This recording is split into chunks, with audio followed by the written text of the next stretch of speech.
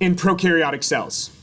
And so somebody remind me about the way in which gene expression is regulated in prokaryotes. Yeah, Levi. Yes, so you've got repressor proteins that sit on one of our upstream regulatory elements called the operator. It sits there and prevents transcription. So basically our options, and I say our like we are prokaryotes, but a prokaryotic option is transcribe or don't transcribe. Okay? And once you transcribe, it's going to get translated. There's no separation of transcription and translation locationally. Okay? They both happen in the same location. So once you transcribe, translation is going to follow. And so basically your options are transcribe or don't transcribe. Okay? Very little opportunity to control level of transcription. Okay? And we see this most clearly in prokaryotic cells in metabolic pathways, when you need several molecular machines to carry out a single task. Like to make tryptophan, we've required how many molecular machines? 5, right? 5 genes that were all part of that operator, or the operon, the operator's the upstream element. 5 genes that were all part of the operon, all required to make tryptophan. Okay? And that one shuts off in the presence of what? Tryptophan, right? When tryptophan is present in high numbers, it shuts down the transcription of those 5 genes. And then we have the metabolism of lactose. How many molecular machines required for that? 3. 3 genes in that operon, all required to metabolize lactose. That one, the default position is off, but is turned on in the presence of what? Lactose, as long as glucose is not very easy to come by. Okay? All right. So now we need to talk about eukaryotic genes. First question is, what is the structure of a eukaryotic gene or the organization? Some of this we've seen before. Here we've got the promoter region that works on the recruitment and binding of RNA polymerase for transcription. And here is the Tata box, okay? Something that is characteristic of eukaryotic promoters. And then we've got some other regulatory regions upstream of the gene, and then here's the actual transcribed portion of the gene. Now, what are these exon, intron, exon, intron, exon, what are these referring to?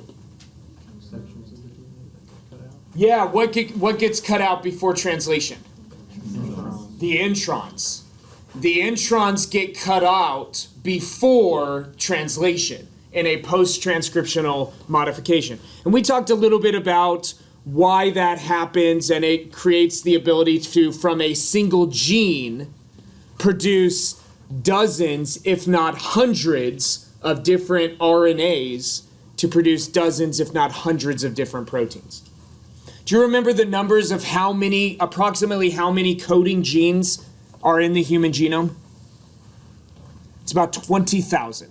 And coding genes get transcribed and then translated. So about 20,000. Do you remember how many proteins there are in the human proteome? It's about 2 million. So on average, there are 100 proteins produced from every 1 coding gene. And the way this happens is alternative splicing. Because what might be an intron for 1 gene, or for 1 protein rather, is not going to be an intron for all of the proteins that are produced from that gene. Do you remember this? Is it coming back? It's like riding a bike, but way tastier, right? And then, in addition, eukaryotic genes have upstream enhancer units. And what these do is regulate the rate of transcription. So the promoter and these proximal regions regulate like yes or no transcription, but these enhancers regulate the rate of transcription. And so eukaryotic genes, the structure of them, especially upstream of that gene, allows eukaryotic cells a very high level of control over not just whether or not transcription happens, but how much. And why on earth would you need to control how much transcription happens? How much of the lactose Sure, now we're talking about a eukaryotic cell, right? And so your level of transcription is going to be dependent upon what that cell is experiencing, right? If that cell is experiencing a great deal of glucose, then it's going to make a lot of the proteins necessary to metabolize glucose, right? Does that make sense? But if that cell is not metabolizing glucose very often, it's mostly metabolizing other fuel molecules like amino acids or fats, then it's probably not going to make as much of the molecular machines necessary to metabolize glucose. Cool? All right. So let's sum all this up. What is the structure of this? Well, eukaryotic cells, like prokaryotic cells, have a promoter. And so this promoter is upstream and it recruits RNA polymerase. So since these are coding genes and coding genes require mRNA, we know RNA polymerase 2 writes mRNA, right? And so transcription factors recognize the TATA box during initiation of transcription. They recruit RNA polymerase 2, and then RNA polymerase 2 starts writing. And then we've transitioned from initiation to what's the second step of transcription? Elongation. Okay. Upstream from here, we've got the proximal promoter regions, regulatory elements. These can enhance or slow the rate of transcription, again, or turn it on or turn it off. And then for even further upstream, we have the enhancer, where more regulatory proteins bind and control the rate of transcription. Very high level of control. Very high level of control. And this is really important, especially for two categories of genes. Genes that we call tumor suppressor genes. And those are genes that maintain the checkpoints in the cell cycle and ensure that the cell does not progress through the cell cycle unless it's ready to. Okay? The rate of transcription of those, incredibly important. And what's the other one? We've talked about it many times, especially in our chapter on mitosis and cell cycle. We call them proto-oncogenes, and they are the genes necessary to move from one step of the cell cycle to another. So they're the genes that code for the cyclins. Okay? Right? Cool. Y'all remember that? You love it, right? So let's just say hypothetically, your study guide asked you this very question. What is the structure of a eukaryotic gene? Right? If it asked you that, it'd probably be a good idea to mention the structures that you find in and around eukaryotic genes and what they do. I mean, might be a good idea. And you're like, well, how can we decipher that from structure? This is saying, what is the structure of a eukaryotic gene? Because you know by this point, as any good biologist knows at this point, that structure determines function. So, and the structure explains the function, right? Yes. Happy May, by the way. Not only did I not tell you Happy Wednesday, it's Happy May, May 1st, which means 4 days from now is Cinco de Mayo, which means you can eat as many tacos as you possibly want and you won't gain any weight, because that's how Cinco de Mayo works. And it's recorded, so, I mean, it's fact. That's not actually how it works, in case you were curious. But Cinco de Mayo is a wonderful day to eat some tacos. Although, is it a Sunday? If it's a Sunday? I mean, Sunday's a great day to eat tacos as well, I suppose.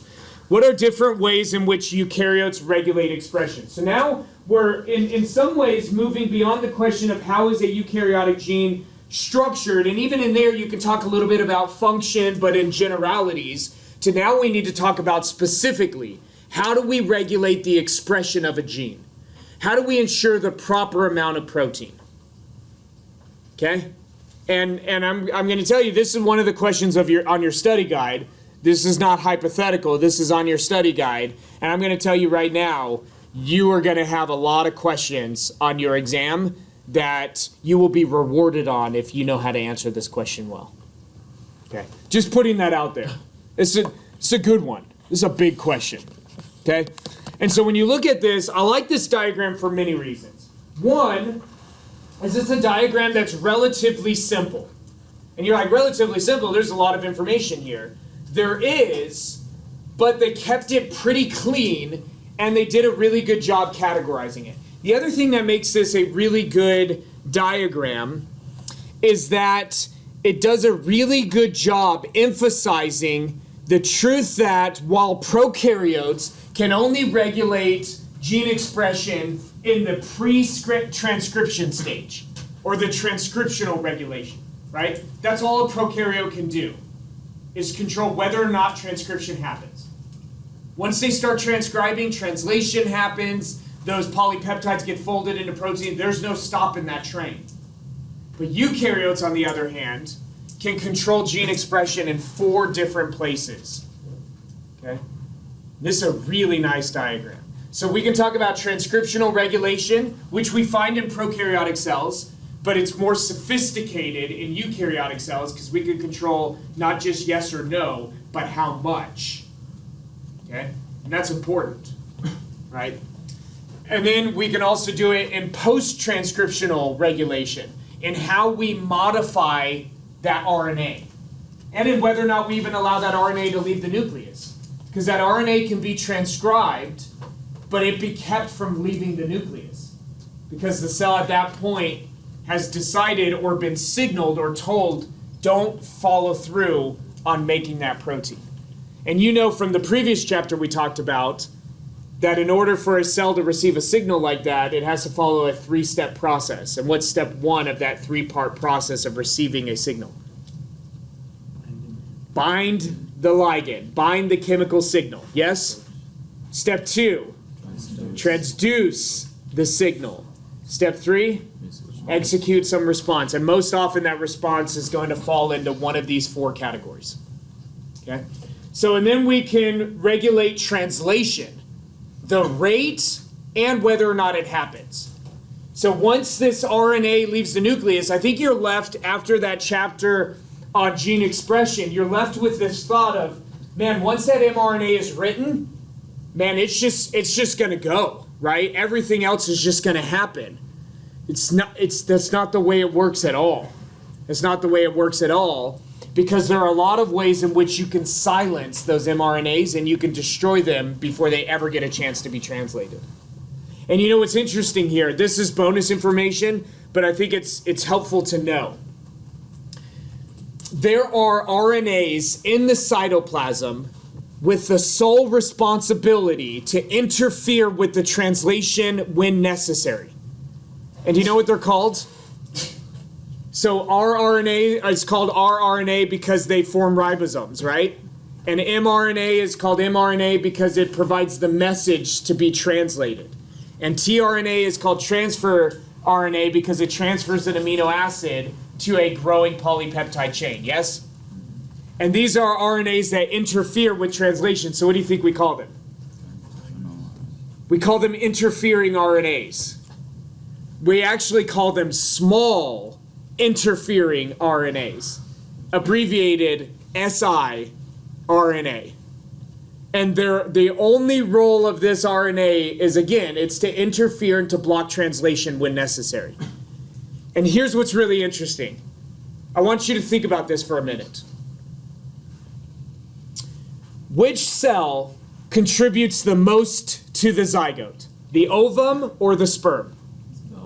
The ovum, right? We talked about this before when we talked about meiosis. The ovum is huge, and the sperm is tiny. The only thing that the sperm contributes is its nucleus and its genetic material. Everything else comes from the ovum, including the small interfering RNAs in the cytoplasm. They come from the ovum, not from the sperm. Which means the regulation of your gene expression at the beginning of your life and then all the way throughout gestation until you start to experience an environment different from your mother's, the control of gene expression that you have is very similar to your mom's. Very similar to your mom's, which is really interesting. And have some different implications of what that means. I mean, the simplest thing it means is you're not actually 50% mom and 50% dad. You're slightly more than 50% mom and slightly less than 50% dad. And you're like, that makes total sense, because my mom is awesome, and I'm awesome, and my dad, he's okay. And so when you combine awesome and okay, here it is, right here. You're looking at it. All right, so sum this up. So eukaryotes can make short-term changes by basically turning off or turning on certain genes, just like a prokaryote can, right? A prokaryote can shut down the trip operon, right? That default position is on. It can shut it down when tryptophan is readily available, right? Right? Yeah. Or a prokaryote can turn on the lac operon when lactose is readily available and other sugars or other fuel molecules are not. But eukaryotes can do this as well. But multicellular eukaryotes can permanently shut down genes. So rather than just temporarily shutting down the transcription, they can permanently shut down the transcription. And so I'll give you an example. There are a few genes that are associated with making antibodies. Do you know what antibodies are? Antibodies are proteins that your immune system uses to basically label something that's foreign and mark it for destruction. Okay? And so, have you all seen like a cartoon of somebody's like inside of somebody else's body? Because it's just a wonderful scenario for a cartoon. And then they start getting like coated with antibodies, and it basically labels them for destruction. Your white blood cells see things labeled with antibodies, and they're like, we don't make antibodies against our own tissues. That would be a bad idea. And so it must be foreign material, and then they'll eat it. They'll eat whatever's covered with antibodies. And then on top of the fact that when you cover something with antibodies, it makes it hard to function. Have any of you ever put on one of those sumo suits? If you haven't, you ought to. And really what you should do is put on one of those sumo suits and try to play a game of soccer. Or better yet, try to play a game of basketball with one of those sumo suits. Because you can't bring your arms together, right? You gotta do everything one-handed. You're like, my hand's not big enough. Mine isn't either, and that's what makes it so much fun, okay? Sorry, I don't, but yeah, that's kind of like what's happening. That's a great analogy, by the way. You're welcome for that. When something's coated with antibodies, and then it's also labeled for destruction. But the genes that code for antibodies, they are only expressed in B cells. One specific white blood cell type in your body. One cell type that makes antibodies, nothing else. No other cell type. In every other cell type, those genes are permanently shut off so that your other cells don't make antibodies. And you're like, why can't all cells make antibodies? It's an excellent question. Yeah. Can genes be permanently turned on? Sure. Yeah. Yeah. Absolutely. Okay. You bet. All right, so we've already mentioned this before, but you all know that nuclear DNA, those chromosomes, it's not just DNA. It's DNA wrapped around proteins, right? We talked about this before. These proteins are called histones. And so we can modify the chromosome by how tightly it's wound around other proteins. Okay? You want to super condense the chromosome? You can do it. You want to make it really loose and easily accessible? You can do that. Okay, it gives us a high level of control. On top of that, we know that eukaryotic cells have a nucleus, and this nuclear envelope does a wonderful job of separating reactions. And so it separates transcription and translation, giving the eukaryotic cell more opportunity to control expression. And so gene expression can be transcriptional regulation, which in many ways this is going to be similar to prokaryotic gene regulation. Control whether or not the gene is expressed, but then an added layer of how much it's expressed. It could be post-transcriptional, and what's going to fall under this category of post-transcriptional regulation? Is that like exon, intron, like Intron splicing, so alternative splicing, right? We can modify this in different ways, and we can destroy it before it ever has a chance to be translated. You're like, man, that seems so wasteful to make something to just destroy it. Yeah, but sometimes it's necessary. Sometimes it's necessary. Yeah, like when you make a cake just to destroy it, right?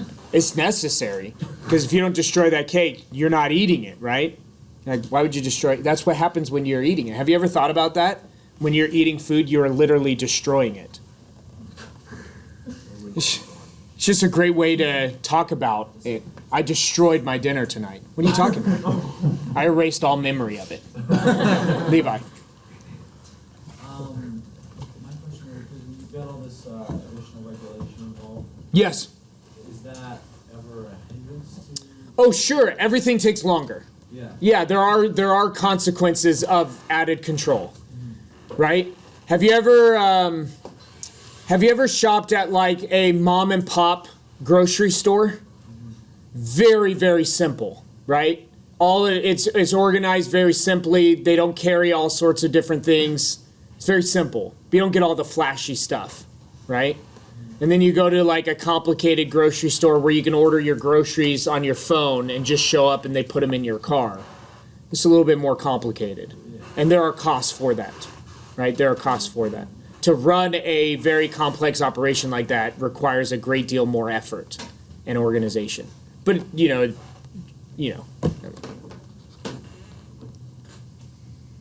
Okay.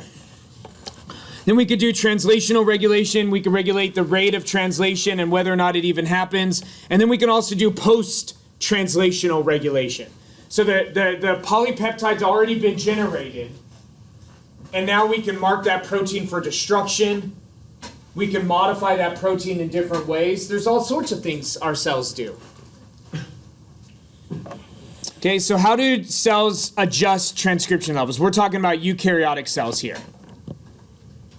So here, this is just a reminder from our chapter on gene expression. Here we've got the promoter region, the Tata box where you've got that transcription factor recognizes this, and then recruits some other transcription factors, recruits RNA polymerase, and now initiation is done.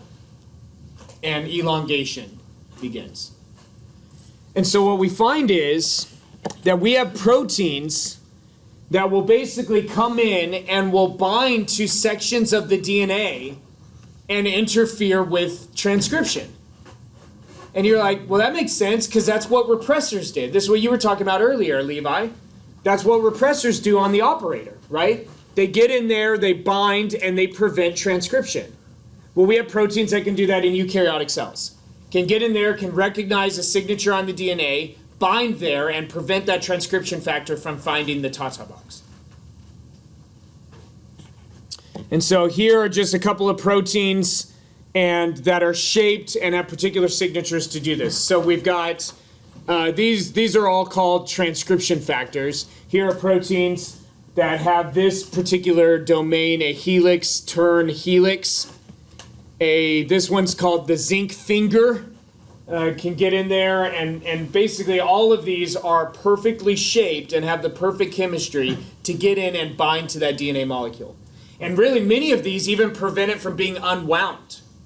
Like if you can't unzip it, you can't find the Tata box, right?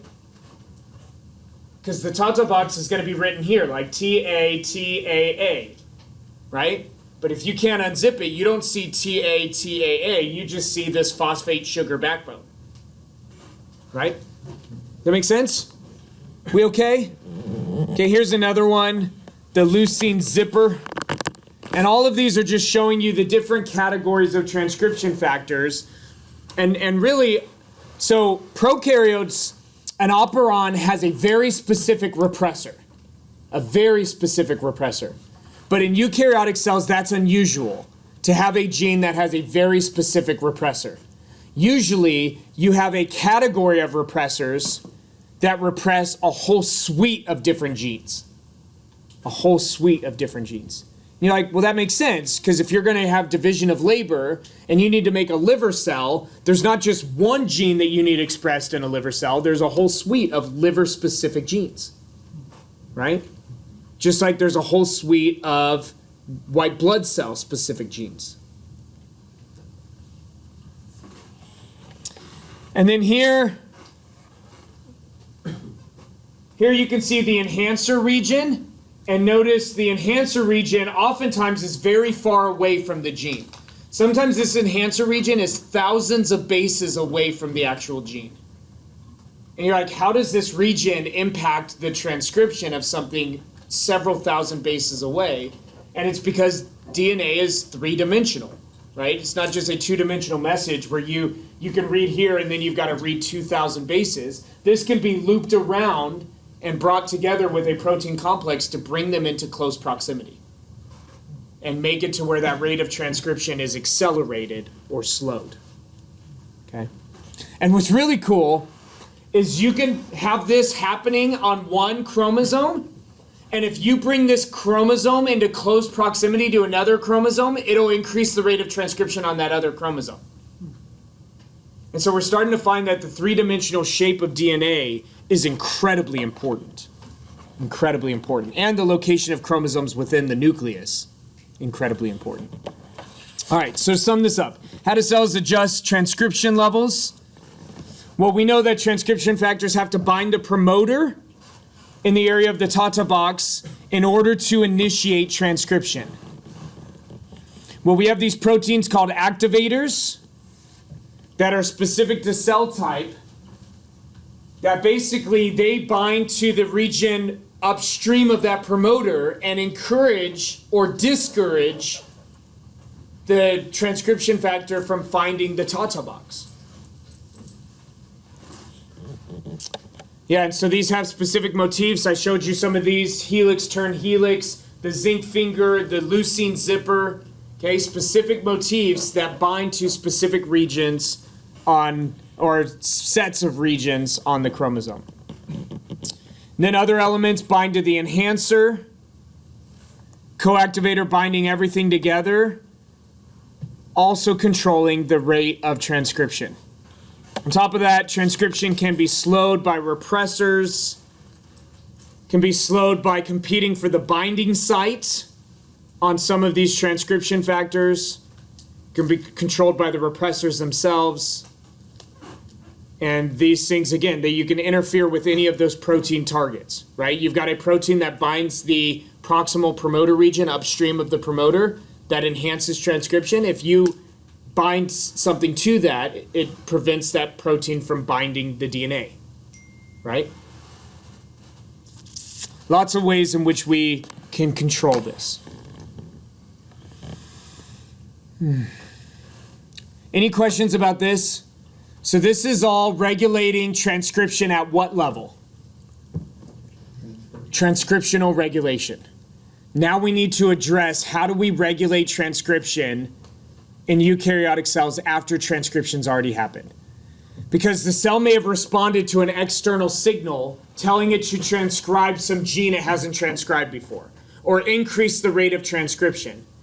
But then that signal goes away, or is actually reversed. It receives an opposite signal. And now the cell's got to adjust. A good example of this is what happens at the cellular level when you have an adrenaline, a flush of adrenaline, right? And so the cells respond to that to send out signals to dilate vessels, to dilate your bronchi so you can bring in more air, to increase heart rate, okay? But then they have to then shut that process down, right? You can't stay at an adrenaline peak forever, okay? It's not good. We okay? I know it's Wednesday. Wednesdays tend to be a good day, but y'all seem tired. It's like it's the week before finals or something. Yeah. All right. So we need to address this question. So what are some ways in which eukaryotes regulate transcription above the gene? And so there we know we have post-transcriptional regulation, we have translational regulation, and we have post-translational regulation. Okay, so here's that diagram again, just demonstrating some different ways in which some signal, in this case it's a steroid hormone. Where's the receptor for this signal? It's inside the cell, telling us that signal molecule is what? It's nonpolar. That's a lipid. It's a lipid hormone. steroids are lipids. And so it came in, and this actually acts as a transcription factor, increasing the rate of transcription. So what do we do? What do we do afterwards? What are our options? What are our options?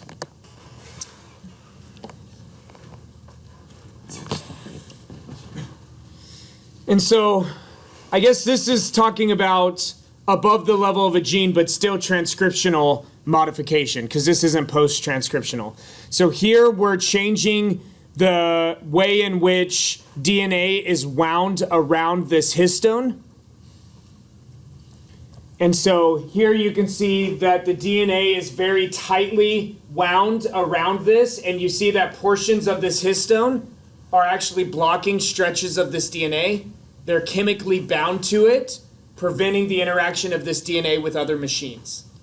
And then here is an active histone, where those tails are not binding to that DNA molecule and are not chemically preventing that DNA molecule from interacting with other machines. Machines that would get in, would read a stretch of DNA, write it into RNA, facilitate translation.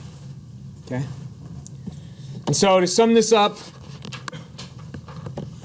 genes need specific combinations of activators in order for transcription to work.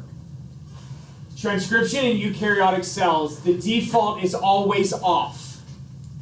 Okay? The default for eukaryotic genes is basically always off. And in order to be turned on, you need an activator that's going to turn on the expression of those genes. Now, you have some genes that are necessary for life. Every cell in your body has to transcribe those genes, except for red blood cells because they don't have nuclei, and skin cells, they don't have nuclei either, the cells at the outermost part of your skin. But other cells, in order to, and also those skin cells, they're not alive anymore. Anyways, but in order to survive, there are certain genes that have to be on, and so those activators are always expressed and are always provided. These combinations of activators are cell-specific. We've already mentioned that, and so that's the way that you can create division of labor. You can ensure that if you have a cell that needs to be a liver cell, there are specific genes you can turn on that will get that cell to develop into a liver cell. And that's important, because you know what you don't want? You don't want liver cells developing in places where your liver is not, right? You don't want liver cells developing where you should have muscle cells or neurons. And so you need to be able to, a cell needs to be able to predict what's going to happen when these genes are transcribed.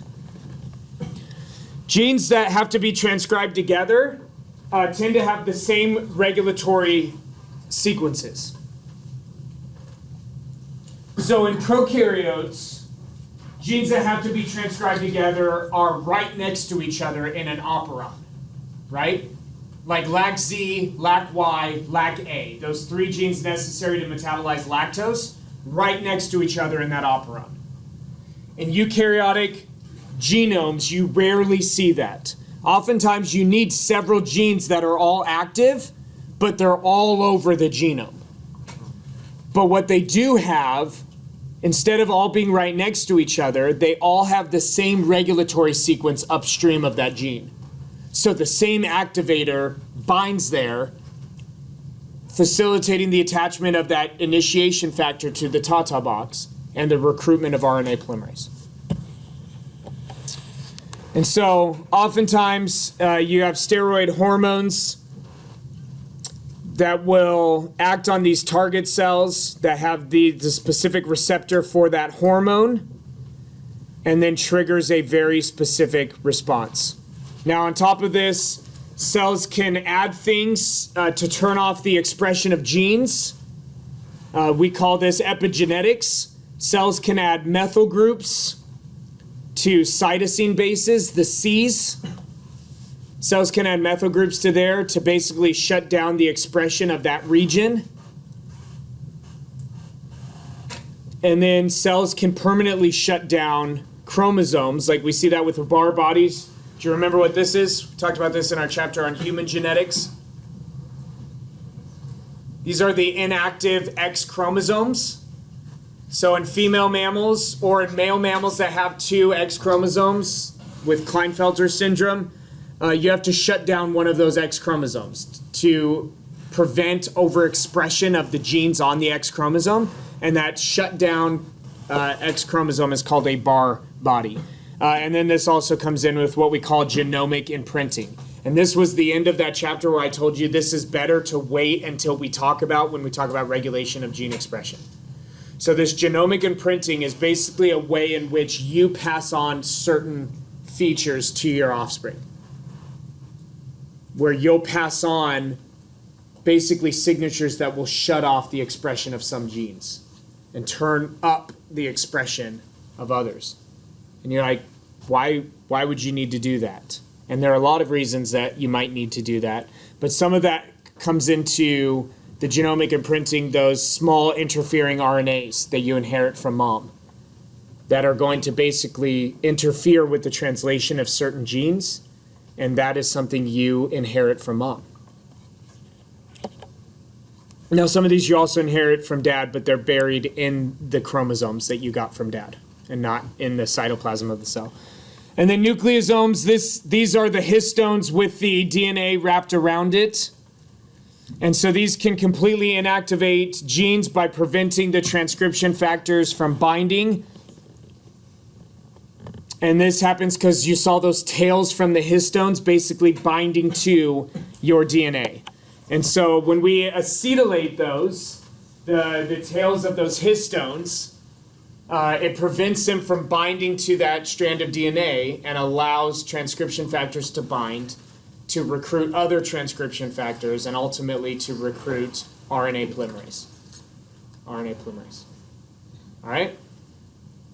I think we have one more point. And so histones can also be methylated, and like when you methylate the DNA directly, if you methylate a histone, it shuts down the transcription of that region. You can also phosphorylate it, which can either activate a histone or inactivate it depending on what's happening at that region. So there are a lot of ways in which eukaryotes can regulate expression at the level of transcription. Okay? And these are all regulating transcription, but above the level of an individual gene. Okay? Because you're changing the structure of chromosomes, but still regulating transcription. And these are things that prokaryotic cells can't do, some added layer of control. Why do you think eukaryotic cells have additional control over the process of gene expression? Yeah, Chris. Just because they have a lot more genes. They have a lot more genes. They have a lot more genes, and why else? Yeah, Davies. They have division of them. Yeah, a lot of eukaryotic organisms are multicellular and have division of labor, where certain cells need to do one task and other cells do a different task. And that requires very high levels of control and very high levels of organization. And so earlier in the semester and even last semester, we talk about this idea of eukaryotes evolving from prokaryotic cells. And I want you to know it's way more than just getting a nucleus, which the story presented of basically how that happened doesn't even describe the nucleus, right? It describes where do you get mitochondria from, right? You got one prokaryotic cell, eats another one, allows it to live to provide additional energy for it. But there are a lot of steps necessary to get a eukaryotic cell, and which is kind of driving, right now there are some in the evolutionary community that are suggesting that the original life form was not a prokaryotic cell. The original life form was actually a eukaryotic cell, and prokaryotic cells evolved from eukaryotic cells. All right? Any questions or thoughts? Sorry we didn't do a lecture break today. I punished you in two ways. One, I showed up late to class. And then two, I didn't even give you a lecture break. I'm sorry. Forgive me. I only get to teach you one more time, and then, and then you could just forget me, which might make it easier to forgive me. I don't know. Okay. Enjoy the rest of your Wednesday. Those of you that have lab tomorrow, I will see you tomorrow. Come ready to eat.